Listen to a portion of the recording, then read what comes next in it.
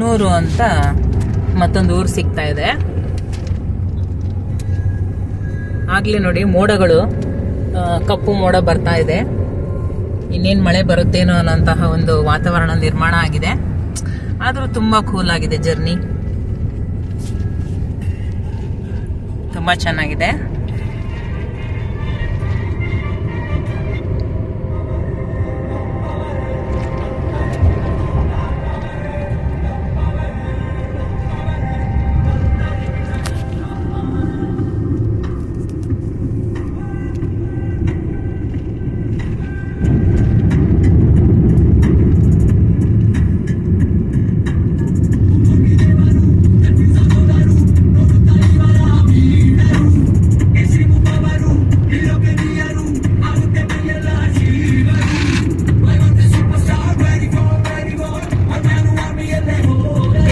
ಎಲ್ಲಿ ತನಕ ನೋಡಿದ್ರು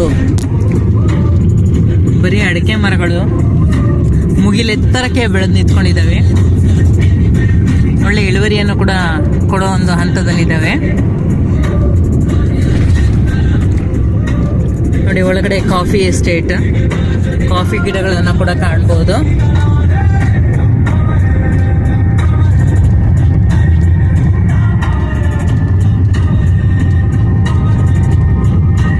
ಅಲ್ಲಲ್ಲಿ ಮನೆಯನ್ನು ಕೂಡ ಕಾಣ್ಬೋದು. ಇಲ್ಲಿನ ವಿಶೇಷತೆಯೇ ಇದು, ತೋಟದ ಮಧ್ಯೆ ಅಲ್ಲಲ್ಲಿ ಒಂದು ಮನೆಗಳು ಕಂಡು ಬರುತ್ತವೆ.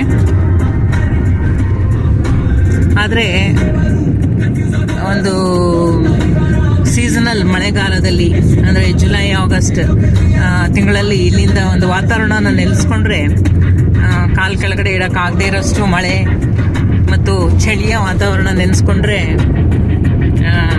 ಮೈ ಜುಮ್ಮನ್ನತ್ತೆ. ಬಟ್ ಈಗ ತುಂಬ ಚೆನ್ನಾಗಿರುವಂತಹ ಒಂದು ವಾತಾವರಣ ನಾವಿಲ್ಲಿ ಕಾಣ್ಬೋದು. ಅಲ್ಲಲ್ಲಿ ಹಸುಗಳು ಏನು ಹುಲ್ಲನ್ನು ಮೇಯೋದಕ್ಕೆ ಹೋಗೋದು ಬಿಟ್ಟರೆ ಬೇರೆ ಜನಸಂದಣಿ ಕೂಡ ಕಡಿಮೆ ಇಲ್ಲಿ. ಹಸುಗಳು ಕೂಡ ನಾಟಿ ತಳಿ ಮಲೆನಾಡು ಗಿಡ್ಡ ಹಸುಗಳಾಗಿದ್ದಾವೆ. ನೋಡಿ ಎಂಥ ಸುಂದರವಾದಂತಹ ಒಂದು ರಮಣೀಯವಾದಂತಹ ಒಂದು ಪರಿಸರ. ಬಿಳಿ ನೀಲಿ ಆಕಾಶದ ಮಧ್ಯೆ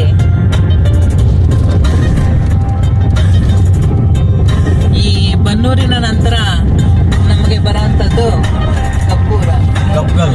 ಗಬ್ಗಲ್ ಅನ್ನೋಂತಹ ಒಂದು ಊರು ನಮಗೆ ಸಿಗತ್ತೆ.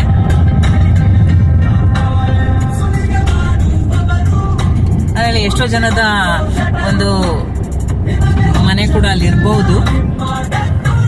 ಇವತ್ತು ಅವರೆಲ್ಲ ಮಕ್ಕಳು ತಂದೆ ತಾಯಿಗಳಲ್ಲಿ ಇದ್ರೂ ಮಕ್ಕಳೆಲ್ಲ ಬೆಂಗಳೂರಲ್ಲಿ, ಮೈಸೂರಲ್ಲಿ, ಹೈದರಾಬಾದಲ್ಲಿ, ಡೆಲ್ಲಿಯಲ್ಲಿ ಹೀಗೆ ಒಂದೊಂದು ಕಡೆಯಲ್ಲಿ ಕೆಲಸವನ್ನ ಅರಸಿ ಅಥವಾ ಸಿಕ್ಕಿರೋ ಕೆಲಸಕ್ಕಾಗಿ ತಮ್ಮ ಒಂದು ಫ್ಯೂಚರನ್ನು ಡಿಸೈಡ್ ಮಾಡ್ಕೊಳ್ಳೋಕೆ ಅಲ್ಲೆಲ್ಲ ಹೋಗಿರ್ತಾರೆ. ಇಲ್ಲೊಂದು ಕಾಫಿ ಶಾಪ್ ಇದೆ, ಕೂಡಿಗೆ ಅಂತ.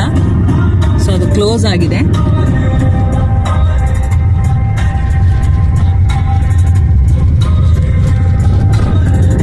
ಮುಗಿಯದ ಪಯಣ ಅಂತ ಹೇಳ್ಬೋದು ಈ ಒಂದು ಪ್ರಯಾಣ.